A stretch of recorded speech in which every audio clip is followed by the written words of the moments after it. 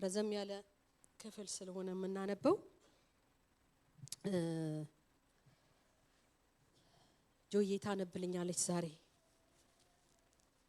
እግዚአብሔር ክፍል ተነስተን ብናነብ ደስ ይለኛል። ሃሌሉያ። ሁለተኛ ጴጥሮስ ምዕራፍ 1 ከቁጥር 3 ጀምሮ እስከ 14 ያለውን ነው የምናነበው። ሁለተኛ ጴጥሮስ ምዕራፍ 1 ከቁጥር 3 እስከ 14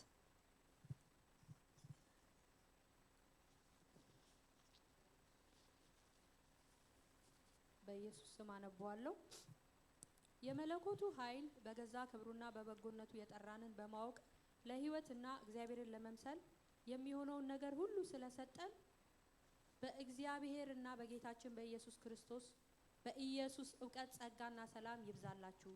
ስለ ክፉ ምኞት ከዓለም ካለው ጥፋት አምልጣችሁ ከመለኮት ባህሪ ተካፋዮች በተስፋ ቃል እንድትሆኑ በእነዚያ ክብርና በጎነት የተከበረና እጅግ ታላቅ የሆነ ተስፋን ሰጠን። ስለዚህም ምክንያት ትጋትን ሁሉ እያሳያችሁ በእምነታችሁ በጎነትን ጨምሩ፣ በበጎነትም ዕውቀትን፣ በዕውቀትም ራስን መግዛት፣ ራስንም በመግዛት መጽናትን፣ በመጽናትም እግዚአብሔርን መምሰል፣ እግዚአብሔርን በመምሰል የወንድማማችን መዋደድ፣ በወንድማማችን መዋደድ ፍቅርን ጨምሩ። እነዚህ ነገሮች ለእናንተ ሆነው ቢበዙ በጌታችን በኢየሱስ ክርስቶስ ዕውቀት ስራ ፈቶችና ፍሬ ቢሶች እንዳትሆኑ ያደርጓችኋልና። እነዚህ ነገሮች የሌሉት እውር ነውና በቅርብም ያለውን ብቻ ያያል፣ የቀደመውን ኃጢአቱን መንጻት ረስቷል። ስለዚህ ወንድሞች ሆይ መጠራታችሁንና መመረጣችሁን ታጸኑ ዘንድ ከፊት ይልቅ ትጉ። እነዚህም ብታደርጉ ከቶ አትሰናከሉምና እንዲሁ ወደ ዘላለሙ ወደ ጌታችን መድኃኒታችን ወደ ኢየሱስ ክርስቶስ መንግስት መግባት በሙላት ይሰጣችኋልና። ስለዚህ እነዚህ ነገሮች ምንም ብታውቁ በእናንተም ዘንድ ባለ እውነት ምንም ብትጸኑ ስለ እነዚህ ዘወትር እንዳሳስባችሁ ቸል አልልም። ሁልጊዜም በዚህ ማደሪያ ሳለው በማሳሰቤ ላነቃችሁ የሚገባኝ ይመስለኛል። ጌታችን ኢየሱስ ክርስቶስ እንዳመለከተኝ ከዚህ ማደሪያዬ መለየቴ ፈጥኖ እንዲሆን አውቃለሁና ከመውጣቴም በኋላ እነዚህ ነገሮች እንድታስቡ በየጊዜው ትችሉ ዘንድ እተጋለሁ። ጌታ ይባርካችሁ። ተቀመጡ። ክብር ለእግዚአብሔር ይሁን። የምናገርበት ክፍል ግን ያለው ከቁጥር 8 ጀምሮ ያለውን ይሆናል። ምክንያቱም እያንዳንዱ ከላይ ያለውን ክፍል ካያችሁት እያንዳንዱ ዲፕሊ ካልተናገር ነው ዝም ብለን ላይ በላይ ብቻ ተናግረን የምንተው ነገር ስላደለ ያው ሲበዛብኝ ከዚህ ጀምር ያለው ማለት ነውና ክብር ለእግዚአብሔር ይሁን። የመልእክቴ ሐሳብ ያለው እዚህ ላይ ስለሆነ ለምጽፉ ሰዎች ርዕሴ መጣራታችሁንና መመረጣችሁን ተመልከቱ የሚል ነው። ክብር ለእግዚአብሔር ይሁን። ይህ መልእክት እንግዲህ የተጻፈልን በሐዋርያው ቅዱስ ጴጥሮስ እንደሆነ ይናገራልና ስምዖን ጴጥሮስ ነው የጻፈልን። አባትና እናቱ ያወጡለት ስም ስምዖን ነው። ታስታውሳላችሁ ጌታችን ኢየሱስ ክርስቶስ ነው ስምዖን የሚለውን ስሙን ቀይሮ ማቴዎስ 16 ቁጥር 18 ላይ አንተ ጴጥሮስ ነህ፣ በዚህ አለት ላይ ቤተክርስቲያኔን መሰረታለሁ ብሎ ስሙን የቀየረለት እሱ ነውና ከሐዋርያት አንዱ የነበረ የጌታን ክብር ያየ ከጌታ ጋር የነበረ ምስክር የሆነ ነውና አንደኛ ጴጥሮስንም ሆነ ሁለተኛ ጴጥሮስንም ራሱ እንደጻፈልን እናያለንና በተለይ ሁለተኛ ጴጥሮስን በህይወቱ የመጨረሻ ዘመን አካባቢ ይህንን ሁለተኛውን መልእክት እንደጻፈ ይገመታልና በሁለቱም ምንባብ ውስጥ ተደራሲያኑ አንድ ናቸው። የጻፈበትም ዓላማ ደግሞ የመልእክቱ ይዘት የስተት ትምህርት በዛ ዘመን ነበረ። በጣም ኖስቲክስ የሚባሉ በቤተ ክርስቲያን ውስጥ ገብተው የጌታን የወንጌል ትምህርት ሰው ላይ ውዥንብር ይፈጥሩ ነበርና ያንን ለማጥራት ነው ሐዋርያው ይሄንን የጻፈበት ምክንያትና በተለይም በቤተ ክርስቲያን ውስጥ የገቡትን ሐሰተኞች ነቢያትንና አስተማሪዎችን እነሱ ከክፉ መንገዳቸው እንዴት ራሳቸውን መጠበቅ እንዳለባቸው አንደኛ ጴጥሮስ ላይ ጽፎልናልና ከቤተ ክርስቲያን ውጪ ከሚመጣባቸው ስደት ደግሞ እንዴት መጠበቅ እንዳለባቸው አንደኛ ጴጥሮስ ላይ እናያለን። ሄዳችሁ እናንተ አጥኑት። ዛሬ ግን መልእክት ያለው እዚህ ላይ ስለሆነ ሁለቱንም መልእክቶች ሐሳብና ይዘት ትንሽ ቢለያዩም ግን ልክ እንደ እግዚአብሔር መንጋ ወይም ደግሞ አንድ ቤተክርስቲያን እንደሚያስተዳድር ሰው ነው ራሱን አድርጎ የሚመክራቸውና በተለይ ሁለተኛው መልእክት እምነትንና ተግባርን በማዋሃድ ጤነኛ የሆነ አካሄድ እንዲኖራቸው በህይወታቸው በእምነት መትጋት እንዳለባቸው እንደገና ደግሞ ክርስቶስ በውስጣቸው ያለው የክርስቶስ ህይወት ለሌሎች የሚታይ ለሌሎች የሚበላ ለሌሎች የሚቆረስ ህይወት እንዲኖራቸው ነው የሚመክረውና በተለይ ሁለተኛ ጢሞቴዎስን ሁለተኛ ጴጥሮስን ስናየው በሶስት ከፍለን እናየዋለን። የመጀመሪያው የክርስቲያናዊ ህይወት እድገትን ነው የሚያበረታታው። ፈርስት ቻፕተር ላይ እሱን ነው የምታዩት። በክርስትና ማደግ አሁን ጆዬ ያነበበችልን ክፍል ስናየው የመለኮቱ ጸጋ ባህሪ ተካፋይ ሆናችኋል። በተስፋ ይሄ እግዚአብሔር በባህሪው ተካፋይ እንድንሆን በተስፋ የሰጠን የክብር አባት የሆነው በክርስቶስ ኢየሱስ ያገኘነውን ይሄን የክብር ህይወት እንዴት ሁሉን ነገር እግዚአብሔር ለጎልዲነስ ለቅድስና የሚሆነውን ህይወት እንደሰጠን ይናገራልና ስለዚህ ምክንያት ይላል በተሰጣችሁ በከበረው በዚህ ተስፋ በጎነትን ጨምሩ፣ እነዚህን ባህራት ጨምሩ፣ እምነትን፣ በጎነትን፣ ዕውቀትን፣ በዕውቀት ላይ ደግሞ ራስን መግዛትን፣ ራስን በመግዛት ደግሞ ጽናትን፣ በመጽናት ደግሞ እግዚአብሔርን መምሰልን ይላል። ክብር ለኢየሱስ ይሁን። እና ሁለተኛው ደግሞ ከስህተት ትምህርት እንዴት እንደምንጠበቅ ነው ምዕራፍ 2 ላይ የምታዩትና ሶስተኛው የጌታን ዳግም ምጽአት በመጠባበቅ እንዴት እንዲበረቱ ያ ተስፋ የተሰጠው ኢየሱስ ይመጣለው ያለው ተስፋ እውን እንደሆነ እንዲያስቡ ነው የሚናገረውና መልእክቱ 3 ምዕራፍ አለው። ያው ሁለተኛ ጴጥሮስ 3 ምዕራፍ ብቻ ነው ያለውና ዛሬ በተለይ የምናተኩረው ከቁጥር 8 ጀምሮ ነው እንዳልኳችሁ። እነዚህ ባህሪያት ያሉት ይላል አዲሱ ትርጉም ማለት ነው። እና የድሮ እነዚህ ነገሮች ለናንተ ቢበዙ ይላል። ይገርመኛል። የድሮ ትርጉም እነዚህ ነገሮች ሊኖሩን ይችላሉ፣ ግን ቢበዙ ቢያድጉ አማኞች ወይም አንባቢዎች የክርስቶስ ህይወት በተቀበሉበት የእግዚአብሔር መንፈስ እርዳታ ኃይል የሚጠበቅብን ስታንዳርድ አለ። መንፈስ ቅዱስ የሰጠን ያስረዳን በውስጣችን ኢየሱስን ፍንትው ብሎ እንዲታየንና እኛ ኃጢአተኞች እንደሆንን እሱ ጻድቅ እንደሆነ ጌታችን ኢየሱስ ክርስቶስ በመስቀል ላይ የሰራልንን ስራ እንድናይ በልባችን ብርሃን ይብራ ያለ እሱ ራሱ ነው። ከዛ በኋላ ሰው ዳግም ከተወለደ በኋላ ግን እነዚህ ነገሮች በውስጣችን እያደጉ መገለጥ አለባቸው ነው የሚለንና ከምዕራፍ 1:5-10 ላይ አማኝ መዳኑን እርግጠኛ መሆን የሚችልበትን ነገር ነው የሚናገረው። ምክንያቱም በገዛ ክብሩና በበጎነቱ የጠራን ይላል። ክብር ለኢየሱስ ይሁን። ለምን በማወቅና ለህይወት እግዚአብሔርንም ለመምሰል እንድንችል ይላልና ከዚህ ጨለማ ዓለም አምልጠን ከመለኮቱ ባህሪ ተካፋይ ይሄ እጅግ በጣም ታላቅ የሆነ ተስፋ ነው ወገኖቼ። እግዚአብሔር በገዛ ክብሩ ነው የጠራን። የእግዚአብሔር ህልውና ያለበት ነው።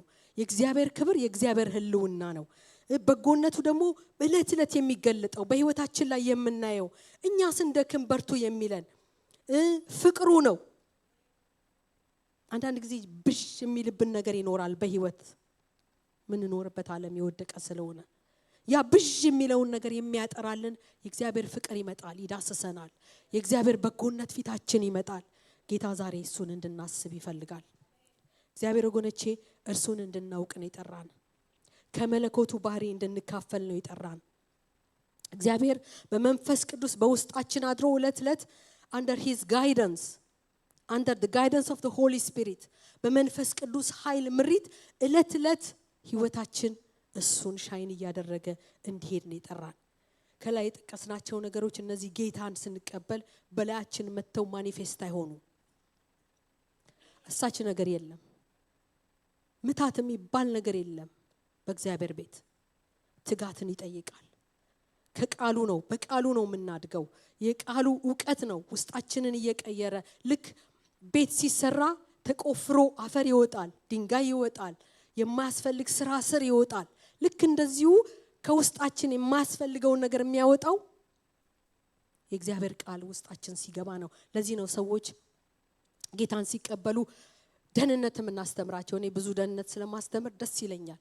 ለምን እኔ ከዚህ ቀደም ነግሬያችኋለሁ። እኔ ሁለቴ ነው ደህንነት የተማርኩት፣ አንድ በሌላ ቋንቋ አንድ በአማርኛ እና ደህንነት በጣም በጣም በጣም ወሳኝ ነገር ነው። ሰው ፋውንዴሽኑ ከተሰራ ምንም ይሁን ምን ክርስቶስ በልቡ ይሳላል። ክርስቶስ በልቡ የተሳለ ሰው ደግሞ አንገቱን ይሰጣል።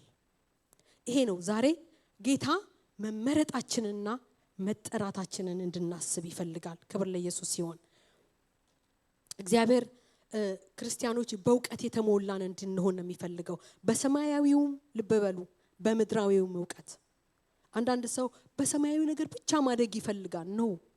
እግዚአብሔር ያንን ካፓሲቲ ሰጥቶናል። አእምሮአችንን መማር ካለብን መማር፣ ማደግ ካለብን በነገር ሁሉ አይደለም በነገር ሁሉ እንድናደግ ነው ጌታ ካፓሲቲ የሰጠንና ሁል ጊዜ መማር የእግዚአብሔርን ዕውቀት መጨመር አለብን። ወደ ቁጥር 8 ስመለስ እነዚህ ባህሪያት ተትረፍርፈው ቢኖሯችሁ ይላል። ጌታችን ኢየሱስ ክርስቶስን ከማወቅ ስራ ፈቶች ወይም ፍሬ ቢሶች እንዳትሆኑ ያደርጓችኋል ይላል። በጣም የሚገርም ነው። አንድ አማኝ ህይወት ዕውቀት ባኗኗር ሁኔታው ከዳነ መለወጥ አለበት። ራሱን የሚገዛ ይላል አይደለ? ከብዙ ነገር ይጠበቃል። ሩጫ የሚሮጡ ሰዎችን ካያችሁ በእኛ መካከልም የሚሮጡ ወገኖች ስላሉ ጌታ ይባረክ። የሚፈልጉትን አይበሉ። ኳስ ተጫዋቾችም እንደዛው አይስክሬም እያማራቸው ካሎሪው ብዙ የሆነ በቃ የሚያጓጓ ነገር እያለ ግን እስከ ሩጫቸው መጨረሻ ድረስ ታግሰው የሚበሉትን ተጠንቅቀው ኤክሰርሳይዝ እያደረጉ ትጋትን ጨምረው እለት ምክንያቱም ትሬኒንግ ካላረጉ አንድ ወር ካላረጉ ስቲፍ ይሆናል እግራቸው፣ መሮጥ አይችልም። ኤክሰርሳይዝ ማድረግ አለባቸው፣ ስትሬች ማድረግ አለባቸው። ማድረግ ያለባቸውን ስለሚያደርጉ የሚጠጡትን ተቆጣጥረው የሚበሉትን ተቆጣጥረው ስለሆነ መጨረሻ ላይ የውድድር ቀን የማሸነፍ እድላቸው ከፍተኛ ነው። ክብር ለኢየሱስ ክርስቶስ። ክርስትናም ጽናትን ይጠይቃል። ፍላጎታችንን ሁሉ የምናደርግ ከሆነ ከእግዚአብሔር ሐሳብ ጋር አላይ እንዳንሆን እንስታለን። የእግዚአብሔርን ሐሳብ አናውቀውም። ጌታ ኢየሱስ በዚህ ምድር በተመላለሰበት ዘመን በእያንዳንዷ ደቂቃ የአባቱን የአብን ክብር መገኘት ይለማመድ ነበር፣ ይጸልይ ነበር፣ አባቱን ያወራ ነበር። የተጠራ ነው እንደዚህ ነው። ቅድም እህቴ እያለች ነበረ፣ ኢንቲሜሲ ነው የተጠራንበት ጥሪ። መጠራታችሁንና መመረጣችሁን ተመልከቱ ሲለን እግዚአብሔር ዛሬ አንድ ነገር አንድ ሰው አሁን ተመልከቱ ካልኩ እዚህ ጋር ኦብዘርቭ አድርጉ ማለቴ ነው። ፔይ አቴንሽን ማለቴ ነው። ማየት ማስተዋል እንድንችል ነው እግዚአብሔር የሚናገረን። እኔ እንደውም ላስት ዊክ ላይ ያስተማርኩ ስለነበር አልሰማውም መልእክቱን። እርግጠኛ ነኝ ወንዲ የሰበከውን አዳምጥ ነበር ዓርብ ዕለት ማለቴ ነው ቅዳሜ ዕለት እና ኮንቲኒዩሽን ይመስላል አልኩኝ የሱን መልእክት ስሰማው። ምክንያቱም እግዚአብሔር እኛን ለመዋጀት የሄደበትን ርቀት ነበር አይደል ጌታ ላስት ዊክ ሲናገር የነበረው። አሁንም እግዚአብሔር እኛን የመረጠበትን የጠራበትን አሁን ሰንዬ ነይ ብያት እዚህ ጋር ምንም ባልላት ምን ሆናለች ነው የምትለው፣ እንደው እንደ ሰው ለማስረዳት ብዬ ነው። ግን እግዚአብሔር ሲጠራን ሲያድነን እንዲሁ ዝም ብሎ አልጠራንም። እንዲሁ ዝም ብሎ የጠራው ሰው የለም። ክብር ለእግዚአብሔር ይሁን። የክብር አጠራር የተጠራንበት እና የምንኖርበት ዓለም በብዙ ነገር ሲስተሙ 24 ሰዓት እንጸልይ ያልኳችሁ አይደለም። ግን በእግዚአብሔር ሐሳብ ውስጥ መኖር ይቻላል። ከእግዚአብሔር ጋር ከመንፈስ ቅዱስ ጋር ማውራት ይቻላል። ከጌታ ጋር አላይንድ ሆኖ የዕለት ተግባራችንን መስራት ይቻላል። ምን ይላል? መካኖች እንዳትሆኑ የሚለው ከባድ ቃል ነው። ስፒሪቹዋሊ ምንም ነገር የሌለው ማለት ስራ ከመፍታት ፍሬቢስ መሆን ይለዋልና ይሄ በጣም በጣም ከባድ ቀድ ነው እና እግዚአብሔር በህይወታችን ብዙ ነገር ኢንቨስት ያደርግብን ሰዎች አለን። የተሰጠን ከመንፈስ ቅዱስ የተቀበልነው ምንድነው? ምን እንድናደርግበት ነው ጌታ የሰጠን? አንዳንድ ጊዜ ሰዎች ሲዘምሩ ሰማለሁ። ጌታ ሆይና በቶሎና ጥሩ ነው። ጌታ በቶሎ ቢመጣ ጥሩ ነው። ጥሩ ነው። ብናየው ጥሩ ነው። ግን ምን ያህል ሰርተናል? ጥሩ ነው ለማለት ድፍረት አለን? ሰርተናል? ብዙ ሰው ወደ ሲኦል እየሄደ እኛ ብቻ ብንሄድ ደስ ይላችኋል? ሲኦል እየሞላ በእያንዳንዷ ደቂቃ ሰው ወደ ሲኦል ይሄዳል። ጌታን ሳያውቅ የሚሞት ብዙ ሰው አለ። እና ወንድሞች ሆይ መጠራታችሁንና መመረጣችሁን ተመልከቱ። Be even more diligent to make your call and election sure ነው የሚለው የእንግሊዘኛው። እርግጠኞች ሁኑ እነዚህ ነገሮች በህይወታችሁ መኖራቸውን። ነፍሱ ያልዳነ ሰው ምንም ሊያደርግ አይችልም። ነፍሱ የዳነ ሰው ግን ከእምነት ቀጥሎ በክርስትና እነዚህ ነገሮች ሊኖሩት ይገባል። እግዚአብሔር የጠራን የተገለጠልን ህይወት መገለጥ አለበት። It shows how we live our life. It has to. መስት ነው። ሮሜ 8:29 ጆዬ ታነብልኛለሽ?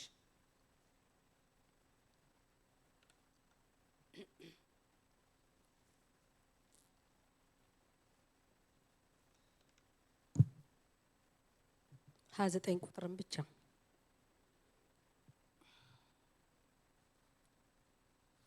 ልጁ በብዙ ወንድሞች መካከል በኩር ይሆን ዘንድ አስቀድሞ ያወቃቸው የልጁ መልክ እንዲመስሉ አስቀድሞ ደግሞ ወስኗልና። ሃሌሉያ። አስቀድሞ የወሰነው ጠራቸው፣ የጠራቸውንም አጸደቃቸው ይላል። ድሮ ትርጉም ያጸደቃቸውንም አከበራቸው ይላል። ክብር ለኢየሱስ ይሁን። የጸደቅነው በኢየሱስ ነው። ያከበረን ኢየሱስ ነው። ቅድም ወንድሜ ሳሚ ያለ ነበር። ምንም ነገር ቢሆን ምንም በዚህ ህይወት ወገኖቼ ብዙዎቻችን ከጥልቅ ጨለማ ይወጣናል። እኔ ራሴን አውቀዋለሁ። በብዙ ነገር ውስጥ ታስረን ነበር። ግን የመጣንበት ህይወት ዞረን ማሰብ ያስፈልገናል። እግዚአብሔር የጠራን እርሱን በማወቅ እንድናደግ ነው። በልጁ ያጸደቀን ያከበረን። መመረጣችሁን ለማጣት የበለጠ ትጉ ነው የሚለን መንፈስ ቅዱስ። እግዚአብሔር ህይወታችን ውስጡ የእግዚአብሔር ህይወት ውስጣችን ካለ እመኑኝ ፍሬ አለ። ኤፈርትለስ ፍሬ። ጌታችን ኢየሱስ ክርስቶስ ከዚህ ቀደም ትዝ ይላችኋል ስለ ዮሐንስ 15ን አስተምር ያለው እዚህና በእኔ ብትኖሩ ቃሎቼም በእናንተ ቢኖሩ ፍሬ ታፈራላችሁ ነው ያለን። ግን ኮሩ መልእክት ያለው ምንድነው? ከጌታ ጋር መኖራችን ነው። ኤፈርትለስ ነው። ፍሬ ማፍራታችን እናፍራ ብለን ሳይሆን ፍሬው ራሱ ይገለጣል። ሃሌሉያ። አንዱ የድራግ ትልቁ እንትን ምን እንደሆነ ታውቃላችሁ? ድራግ ወይም መጠጥ የሚያጠቃው ፍላጎታችንን ነው። በቃ የምንፈልገውን ነገር አያረግም። በቃ የፈቃዳችንን ፓወር ነው የሚይዘው። የጠጣ ሰው አይታችሁ ታውቃላችሁ? የሚፈልገውን አይናገርም፣ በትክክልም አይራመድም። በቀጥታ መሄድ እየፈለገ ዚግዛግ ነው የሚሄደው። በትክክል ማሰብ እየፈለገ ሌላ ነገር ነው የሚያረገው። ለምን? ያ ነገር under the influence of that thing ስለሚሆን ኢንፍሉዌንስ ስለሚያደርገው የሚፈልገውን ነገር ማድረግ አይችልም። እና ዲስትሮይ የሚያደርገው ፈቃዳችንን ነው። ኃጢአትም አዲክሽንም እንደዚሁ ነው። ሰርክል ያደርጋል።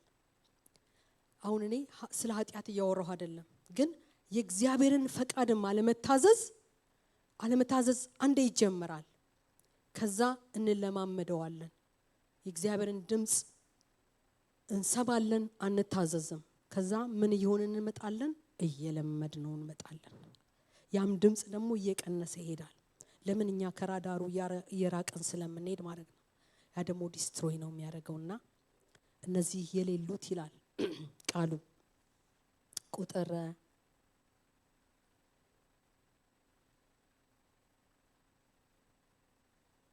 እነዚህ ነገሮች የሌሉት እውር ነውና በቅርብ ያለውን ብቻ ያያልላል። ቁጥር 9 ላይ የቀደመውንም ኃጢአቱን መርሳት መንጻቱን ረስቶታል ይላል። የቀደመውን ነገር ማናስብ ከሆነ ምንድነው እውሮች ናችሁ ነው የሚለን።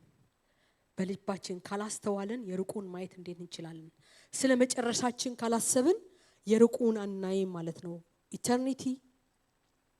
ኢተርኒቲ ስለ ዘላለማዊ ህይወት እለት እለት ካላሰብን ወይም ማሰብ ካቆምን ወገኖቼ ሁሉ ነገር ይቀልብናል። ኤቭሪቲንግ ምንድነው ክብር የምንሰጠው ዛሬ? ኢተርኒቲ ከሆነ ልክ ነን ከጌታ ጋር ስለዳንበት፣ ስለተመረጥንበት፣ ስለተወደድንበት፣ ይሄ የተጠራንበት ክቡር የእግዚአብሔር ልጅ ወደ ምድር ያመጣበት ዋጋ የተከፈለበት ወደ እግዚአብሔር መንግስት የገባንበትን ህይወት ማሰብ ማሰላሰል ሁሉ ጊዜ ግን ምናስብ ከሆነ ወገኖቼ ከጌታ ጋር እናፈራለን። እግዚአብሔር ሁላችን ይጠብቀን። ፉሊሽ የሆነ የማይገባ ነገር የምናረገው እኮ ሁሉ ጊዜ ዘላለምን ስለምንረሳ ነው። ሰይጣን ደግሞ በዚህ ምድር ብቻ በዚህ ነገር ብቻ በቃ የሚያሳየን እዚህና እዚህ ነው። የተጠራ ነው ለኢተርኒቲ ነው። ክብር ለኢየሱስ ይሁን። ይቀጥልና ቁጥር 11 እና ወደ እግዚአብሔር ወደ ኢየሱስ ክርስቶስ ዘላለማዊ መንግስት መግባት በሙላት ይሰጣቸዋል። ይህ ምን ማለት ነው? ምን ማለት ነው? ምን አይነት አገባብ ነው ላይ ጌታ ጋር የምንፈልገው መግባት? እውነት ነው። እግዚአብሔር መንግስት ውስጥ ዳግም ተወልደናል፣ በመንፈስ ገብተናል። አንደኛ ቆሮንቶስ ጆዬ ላስቸግርሽ፣ አንደኛ ቆሮንቶስ ቁጥር 9:24 ላይ ይገልጸዋል ምን አይነት አገባብ እንደሚጠበቅብን።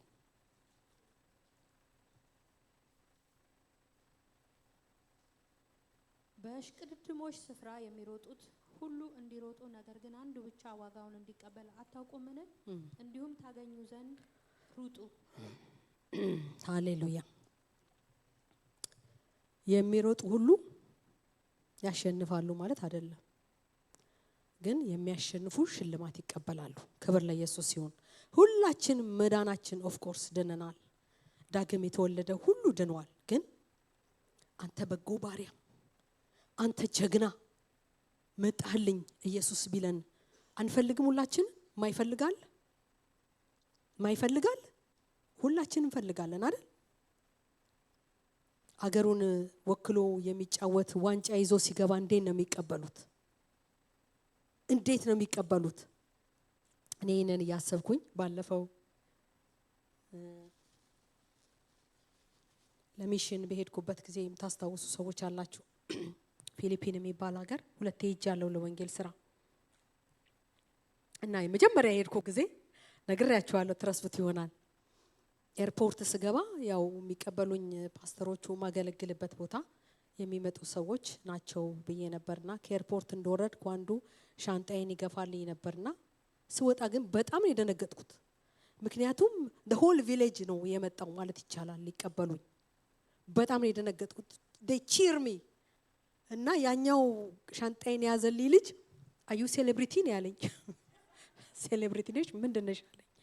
እና ነው እኔ ለወንጌል ስራ ነው የመጣሁት፣ ኢየሱስ ክርስቶስን ነው ማገለግለው እየዞርኩ በየሀገሩ አልኩት። እና በጣም አስደነገጡኝ።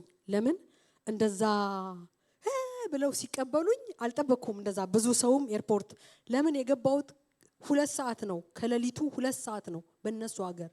በፊሊፒንስ 2 ሰዓት ግን ቀን ነው የሚመስላችሁ። በቃ ሁሉ ነገር የሞቀ ነው። 24 ሰዓት ነው የሚሰራው ሀገሪቱ ላይ። ትራፊኩ በዛ ሰዓት የነበረው አስታውሳለሁ። ከኤርፖርት ይዘው ሲሄዱ በጣም ክራውድድ ነበር።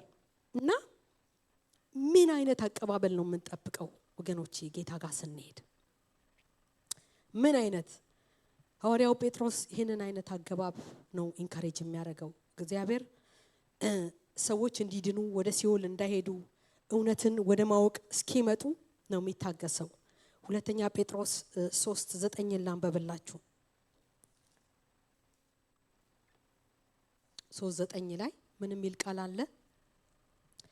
ለአንዳንዶች የሚዘገይ እንደሚመስላቸው ጌታ ስለ ተስፋ ቃሉ አይዘገይም፣ ነገር ግን ሁሉ ወደ ንስሐ እንዲደርሱ እንጂ ማንም እንዳይጠፋ ወዶ ስለናንተ ይታገሳል ይላል።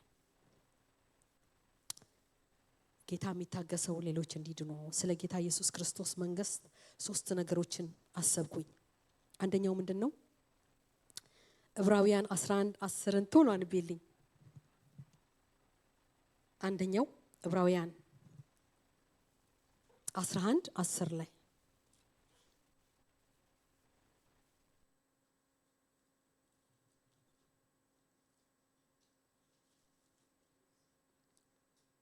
እግዚአብሔር የሰራትን የፈጠራትን ከተማ ይጠብቅ ነበርና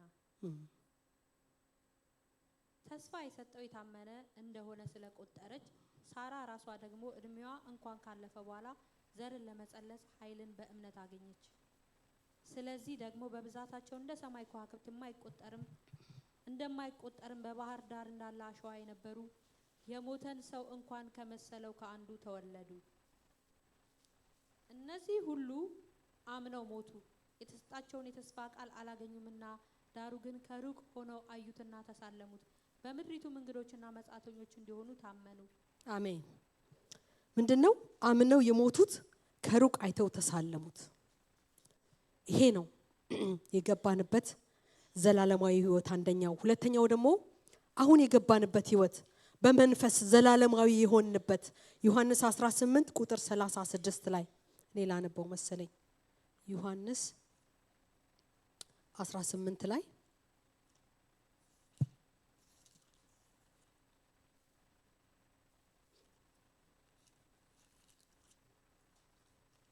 ሃሌሉያ ቁጥር 36 ሃሌሉያ። እሺ እንዳላስቸግር ብዬ ነው። ኢየሱስም መልሶ መንግስቴ ከዚህ ዓለም አይደለችም። መንግስቴስ ከዚህ ዓለም ብትሆን ወደ አይሁድ እንዳልሰጥ ሎሌዎችን ሊዋጉልኝ ነበር። አሁን ግን መንግስቴ ከዚህ አይደለችም አለው። ጲላጦስም እንግዲያስ ንጉስ ነህን አለው። ኢየሱስም መልሶ እኔ ንጉስ እንደሆንኩ አንተ ትላለህ። እኔ ለእውነት ልመሰክር ስለዚህ ተወልጃለሁ፣ ስለዚህም ወደ ዓለም መጥቻለሁ። ከእውነት የሆነ ሁሉ ድምፄን ይሰማል አለው። አሜን። ይሄ የገባንበት ዘላለማዊ መንግስት ነው። ክብር ለኢየሱስ ይሁን። ሶስተኛው ደግሞ በሙላት የምንገባበት ነው። ማቴዎስ 16:27 ላይ ምን ይላል? የሰው ልጅ ከመላእክቱ ጋር ከአባቱ ክብር ይመጣ ዘንድ አለውና ያን ጊዜ ለሁሉ እንደ ስራው ያስረክበዋል ይላል። ሃሌሉያ። ግድ የሌለን ሁሉን ነገር የምናቃልል የእግዚአብሔርን ነገር ለራሳችን ጥቅም ለራሳችን መታየት ጌታን ጋርደነው ሸፍነነው እሱ በእኛ ላይ እንዳይታይ እንደዚሁ በቃ somehow I will make it ምንል ካለን ወገኖቼ እንንቃ። you can't make it, you can't somehow make it። በቃ የእግዚአብሔር ቃል አንድና አንድ ነው። ለልጆቻችን አሁን እኛ ልብስ እንገዛለን አይደል? ቦርሳቸውን እንገዛለን፣ ሁሉን ነገር እንገዛለን፣ ትምህርት ቤት እናደርሳቸዋለን። እነሱ ደግሞ የሚጠበቅባቸው ነገር አለ። ገብተው መማር፣ ማጥናት፣ ማለፍ። ኤግዛክትሊ ወገኖቼ እግዚአብሔር ለጎልዲነስ የሚያስፈልገንን ነገር ሁሉ ሰጥቶናል። ከኛ የሚጠበቀው ነገር ያንን ነገር የሰጠንን ነገር ሁሉ እያወጣን መጠቀም አለብን። ከመንፈሱ ተምረን የተማርነውን ተግባራዊ ማድረግ አለብን። ማርቲን ሉተር ኪንግ ጁኒየርን ማያውቅ አለ ብዬ አላስብም። ታውቁታላችሁ አይደል? አሳሲኔት ተደርጎ ተገሎ ነው የሞተው። ግን በኖረባቸው ዘመናት በሙሉ በጣም ብዙ ነገሮችን በአሜሪካ ሂስትሪ ብዙ ነገሮችን የቀየረ ሰው ነውና የሚገርማችሁ ነገር የዛን ቀን የሞተ ቀን ለስብሰባ እሱ ስብሰባ በሚያደርግበት ቦታ የሚዘምረውን ሰውዬ አንድ ነገር ተናገረው። ዛሬ ባክህን ቴክ ማይ ሃንድ ፕሪሺየስ ሎርድ የሚለውን መዝሙር ዘምራለሁ። ዋይል እሱ እዛ እንትኑ ላይ ወጥቶ ሲሰብክ በእንትን ነው የመቱት፣ በጥይት ነው የመቱት። እና ከዛ ከወረደ በኋላ የተናገረው ቃል በ1980 ነው የሞተው በነገራችን ላይና አንድ ነገር ነው ያላቸው። እንዳትጸልዩልኝ የምትጸልዩልኝ ግን ግሎሪየስ የሆነ አቀባበል እንዲደረግልኝ በሰማይ እንጂ ጸልያችሁ እንዳትመልሱኝ ከሞትኩ እንዳታስነሱኝ አላቸው። የሚገርም ነው አይደል? ደማቅ አቀባበል እንዲቀበለኝ ኢየሱስ እንዲቀበለኝ ጸልዩልኝ እንጂ አሁን እኛ ስንቶቻችን እንደዚህ ብለን እንጸልያለን? እንጸልይ ሆነን ጸሎት ጌታ ይሄንን ነው የሚፈልገው ወገኖቼ። ጥሪያችንና ምርጫችን ሲሪየስ ነው። ጌታም ሲሪየስ እንድንወስደው ነው የሚፈልገው። ጻድቅ በጭንቅ የሚድን ከሆነ አመፀኛውና ኃጢአተኛው ወዴት ይታይ ይሆን ይላል አንደኛ ጴጥሮስ ምዕራፍ 4 ላይ። ለእግዚአብሔር ወንጌል የማይታዘዙትን እግዚአብሔር ያጠራል ከቤቱ። እመኑኝ ጊዜው ደርሷል። በሐሰት ክርስቶስን በማይገልጥ ህይወት ማጂክ በሆነ ክርስትናን ያቃለሉ ሁሉ የሚጠሩበት ጊዜ ደርሷል። እግዚአብሔር ቤቱን የሚያጠራበት ጊዜ ደርሷል። እመኑኝ እናያለን በእኛ ዘመን። አንደኛ ቆሮንቶስ ምዕራፍ 3:15 የማንም ስራ የተቃጠለ ቢሆን ይጎዳበታል ይላል፣ እርሱ ራሱ ግን ይድናል፣ ነገር ግን በእሳት እንደሚድን ይሆናል ይላልና በስንት ጣርና ምጥ የሚድኑ እንዳሉ ይናገራልና ወገኖቼ መጠራታችንና መመረጣችንን እናስተውል፣ በጥንቃቄ እንኑር። በምዕራፉ መጀመሪያ ላይ ይህን ጽሑፍ በክርስቶስ ኢየሱስ ጽድቅን ካገኘነው ጋር የተካከለ የክብር ህይወት ላገኙ ይላል። የሚገርም ነው። በክርስቶስ ኢየሱስ ጽድቅ ካገኘነው የተካከለ ህይወት የክብር ህይወት that's the foundation ወገኖቼ። የክብር እምነት ነው ጌታ የሰጠን። ምን እያረግንበት ነው? ይህ ጥያቄ ለእያንዳንዳችን ነው፣ እኔም ጨምሮ። መጠራታችንና መመረጣችንን እናስተውል ወገኖቼ፣ እናስተውል። ጊዜው እያለቀ ነው። ወደ ጌታ በምንሄድበት ጊዜ እኛ በህይወት ይኖር ነው የኢየሱስን ፍቅር እያሳየን ነው። ከጌታ እየተማርነው ነው። አንዳንድ ጊዜ አስባለሁ ጌታን በውስጣችን በፍቅር ያዩ ሰዎች በሰማይ ስንት ነፍሳት ይጠብቁን ይሆን ድነው? እኔ ወደ ጌታ ያመጣኝ የጓደኞቼ ጸሎት ነው፣ ነግሬያችኋለሁ። ምክንያቱም ሁሌ ይጠሩኛል ባይብል ስተዲ፣ እኔ ተከራካሪ ነኝ፣ ልከራከር ነው የምሄደው። እነሱ ግን በፍቅር ነው የሚቀበሉኝ። ሁሉ ጊዜ እኔ እከራከራለሁ። መጨረሻ ላይ ግን ሲጸልዩ የሚጸልዩት ጸሎት ልቤን ይነካው ነበር። ለምን? እኔ እግዚአብሔርን የማውቀው እንደሚያስፈራ ምናምን አምላካ በቃ እዛ ጋር እንደሆነ ነው። እነሱ ግን እግዚአብሔርን እንደ አባት ነው የሚጸልዩት። ጸሎታቸው ልቤን ይነካዋል። አልቅሳለሁ። ጌታን ትቀበላለች ብለው ይጠብቁኛል። ሁሌ አልቀበልም። ብዙ ጊዜያቶች እንደዚህ ፈጅቻለሁ። መጨረሻ ላይ ግን የጌታ ፍቅር እንዴት ነው እናንተ አባ የምትሉት? እንዴት ነው ጌታን እንደዚህ አባት እያላችሁ የምትጸልዩት አልኳቸው። እና ያንን ነገር እኔ የምፈልገዋለሁ አልኩ። እና ባለፈው እንደውም አንዲት ሴት ስትጠይቀኝ እንዴት ኮንቨርትድ ሆንሽ ስትለኝ እንደዚህ ነው የመጣሁት አልኳት። እና ሙስሊም ናት እሷና እግዚአብሔርን እንደዚህ ሳይሆን እግዚአብሔር ለሪሌሽንሺፕ ነው የጠራን፣ ሪሊጅን ሳይሆን ሪሌሽንሺፕ ነው የሚያድነው የሚለው ኮንሰፕት ለሁሉ ሰው ልንሰጠው ይገባል ወገኖቼ። የዚህ መጽሐፍ ዓላማ አማኞች ሁልጊዜ መጠራታችንን መመረጣችንን እንድናስብ ለመቀስቀስ ነው፣ ለማስተዋስ ነው። ደጋግሞ እነዚህን ነገሮች ምንም ብታውቁ ይላል ሐዋርያው ጴጥሮስ፣ ነገር ግን በእምነት እንድትጸኑ ዘወትር አሳስባችኋለሁ ይላልና በእምነት ላይ እነዚህን ነገሮች የተዘረዘሩትን ነገሮች እንድንጨምር ወደ እግዚአብሔር መንግስት ስንገባ በድፍረት የደስታን አክሊል እያየን እንድንገባ ኢንከሬጅ ያደርገናልና በህይወታችን ያለው የክብር ተስፋ ኢየሱስ ክርስቶስ የደህንነታችን ዋና ነገር ነው ወገኖቼ። ማህተም ያደረገብን መንፈስ ቅዱስ ነው። መንፈስ ቅዱስ ግን እያንዳንዳችን አሁን በአካላችሁ የማይሰራ ክፍል አለ?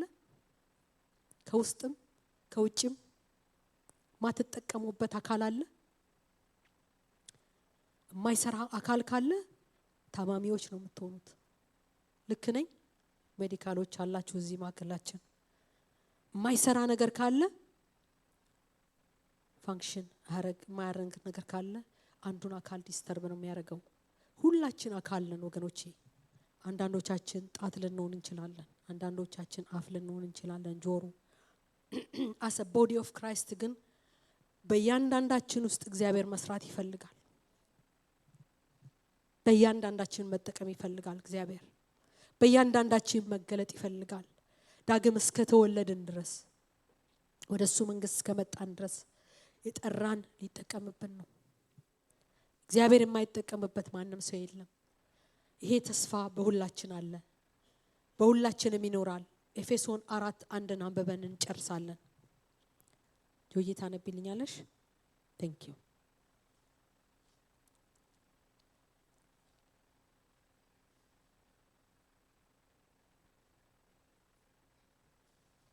እንግዲህ በጌታ ስር የሆንኩ እኔ በተጠራችሁበት መጠራታችሁ እንደሚገባ ትመላለሱ ዘንድ እለምናችኋለሁ። በትህትና ሁሉና በየዋህነት በትዕግስትም እርስ በርሳችሁ በፍቅር ታገሱ። በሰላም ማሰሪያ የመንፈስ አንድነትን ለመጠበቅ ትጉ። አሜን። በተጠራችሁበት መጠራት እንደሚገባ ትመላለሱ ዘንድ እለምናችኋለሁ። በተጠራንበት መጠራት ቅድም እንዳልኩት አንዳንዶቻችን በከባድ መጠራት ነው የተጠራ ነው። እምቢ ብለን እንደኔ 3 አመት ነው የፈጀብኝ። 3 አመት ነው የተንገዳገድኩት። ስመጣ ሲሄድ መጨረሻ ላይ ግን ኖ ተርኒንግ ባክ ነው ያልኩት። እና ዛሬ ምናልባት ጌታን ያልተቀበልን ሰዎች እንኖር ይሆን? እርግጠኞች ያልሆንን ሰዎች እንኖር ይሆን? ወገኖቼ ይቅርባችሁ። ይሄ ዓለም ያልፋል። ይሄ ዓለም ሊያልፍ ሊጠቀለል ጥቂት ነው የቀረው። ግን ዛሬም ጌታ ኑ ይላችኋል። ጌታን ያልተቀበላችሁ ሰዎች ሁላችን ጸልያለን። እጃችሁን አሳዩኝ። አጭር ጸሎት ለእናንተ ጸልያለሁ። ይሄ ከሌለ ኢየሱስ ያለው ህይወት አለው። ህይወት የሌለው ኢየሱስ ከሌላችሁ ግን ህይወት የላችሁም። ይሄ የተገለጠ እውነት ነው ወገኖቼ። ዛሬም ጌታ ኑ ነው የሚላችሁ። ህይወታችሁን ለጌታ ለኢየሱስ ክርስቶስ ያልሰጣችሁ ኑ ዛሬ ወደ ጌታ። ዛሬ ምን እንደሚሆን አታውቁም። ህይወታችሁ ከዚህ በኋላ ወጣችሁ ምን እንደምትሆኑ አታውቁም። ጥቂት ደቂቃ አጠብቃችኋለሁ። ጌታ ኑ ይላችኋል። ያሳረፋችሁ ነው። የፍቅር ጥሪ ነው የሚጠራው ጌታ። ኑ ወደኔ እኔም ማሳረፋችኋለሁ ያለ ጌታ። እሱ ታማኝ ነው። ሰዎች ሊከዱን ይችላሉ። ብዙ ነገር ሊያጋጥመን ይችላል በህይወት ጎዳና። ግን ኢየሱስ ማረፊያ ነው። ኢየሱስ ማረፊያ ይሆናል። ኢየሱስ ይጠራችኋል። ዛሬም እጆቻችሁን ላይ ጌታ ኢየሱስ ይወዳችኋል። ዛሬም የሚጠራችሁ ኑ ወደኔ፣ ኑ ወደኔ፣ ኑ ወደኔ ጠራችኋለሁ ነው የሚለው ጌታ። ሃሌሉያ ሃሌሉያ። ጌታን ኢየሱስ ክርስቶስን ያልተቀበለ ሰው እጁን ያሳየኝ። አጭር ጸሎት ለእናንተ ጸልያለሁ። ኢየሱስ ክርስቶስ ጌታ ነው። ሃሌሉያ። አትፍሩ ወገኖቼ፣ አትፍሩ። ጌታ ነው የሚጠራችሁ። ጌታ ነው የሚቀሰቀሳችሁ። ኢተርኒቲያችሁን ዛሬ ወስኑ። ነገ ብትሞቱ፣ ዛሬ ብትሞቱ ወዴት እንደምትሆኑ እርግጠኛ ያልሆናችሁ ሰዎች ከጨለማ ወደ ብርሃን ጌታ ይጠራችኋል። ኑ ኑ። ጌታ ኢየሱስ ስለናንተ ሞቷል። በመስቀል ላይ ራቁቱን የተሰቀለው ጌታ ኢየሱስ ክርስቶስ ዛሬም ያድናችኋል። ስለናንተ ሞቷል። ስለናንተ ይሞታ አለ። ክርስቶስ ኢየሱስ ዛሬም ይጣራል። ክብር ለኢየሱስ ይሁን። ሃሌሉያ ሃሌሉያ ሃሌሉያ ሃሌሉያ ሃሌሉያ። ወገኖቼ ሌሎቻችንን ጸልይ። I feel the Holy Spirit። መንፈስ ቅዱስ የሚጠራቸው ሰዎች እንዳሉ አስባለሁ። I feel it። ሃሌሉያ። አትፍሩ ወገኖቼ። እጆቻችሁን አንሱ። እዚህ አልጠራችሁም፣ እዚህ ጋር አልጠራችሁም። እኔ እዛው ነው መጸልይላችሁ። እዚህ ሆኜ ነው መጸልየው። ጌታ ይወዳችኋል። ኑ ወደ ጌታ። ሃይማኖት ቀይሯል አላልኩም። እኔም ሃይማኖት አልቀየርኩም። የወደደኝን ጌታ ነው። ወደ ኢየሱስ ነው የመጣሁት።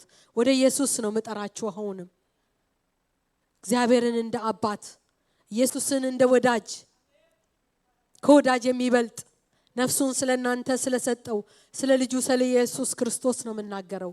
ኑ ወደ ጌታ። ኢየሱስ ሕይወት ይሆናችኋል፣ ያድናችኋል። ተው የሚላችሁ ሰይጣን ነው። አትፍሩ፣ አትፍሩ፣ አትፍሩ ወገኖቼ። እጆቻችሁን ልይ አንዴ። ሃሌሉያ። ጌታ ይባርክሽ እህቴ። ጸልያለሁ። ጌታ ሆይ አመሰግንሃለሁ ስለዚህ እህት። ሌሎች አላችሁ? አብረን እንጸልያለን። አላችሁ? አይ ፊል ጌታ አሁንም ይጠብቃችኋል ወገኖቼ። አትፍሩ፣ አትፍሩ። ጌታ ኢየሱስ ይባርክሽ። ሃሌሉያ። የሚጠራሽ ጌታ ነው ሊያሳርፍሽ ከኃጢአት ከዚህ ዓለም ጭንቀት። ኑ ኢተርኒቲን ነው የምታመልጡት። ኢየሱስ ያድናል፣ ኢየሱስ ያድናል። ሃሌሉያ፣ ሃሌሉያ። ስለ እናንተ የሞተው ኢየሱስ ያድናል። ሃሌሉያ። አትፍራ ወንድሜ፣ እጅህን አውጣ። አይዞ፣ ኢየሱስ ነው የሚጠራህ። በፍቅሩ የሚጠራህ ጌታ ነው። አትፍራ። ሃሌሉያ፣ ሃሌሉያ። እግዚአብሔር ሆይ አመሰግንሃለሁ። ክብር ሁሉ ላንተ ይሁን። የዘላለም አምላክ እግዚአብሔር ሆይ እህቴ ይህንን ጸሎት ከኔ ጋር ጸልይ። በልብሽ ብታምኝና ይህንን ጸሎት ብትጸልይ ጌታ በልብሽ ብርሃንን ያበራል። ሃሌሉያ። ጌታ ኢየሱስ ክርስቶስ ሆይ አመሰግንሃለሁ ይህንን እድል ስለሰጠኸኝ ዛሬ። እኔ ኃጢአተኛ ነኝ። በመስቀል ላይ ስለኔ መሞትህን አምናለሁ። ስለኔ እንደተሰቀልክ እንደሞትክልኝ እንደገናም ደግሞ እንደተነሳህልኝ አምናለሁ። ዛሬ የህይወቴ ጌታ አድርጌ እቀበልሃለሁ። ና ወደ ልቤ ግባ። ጌታ ሆይ ስለተቀበልከኝ አመሰግንሃለሁ። ክብር ሁሉ ለኢየሱስ ይሁን። ጌታ አመሰግንሃለሁ። ጌታ ሆይ ሃሌሉያ። ከፓስተር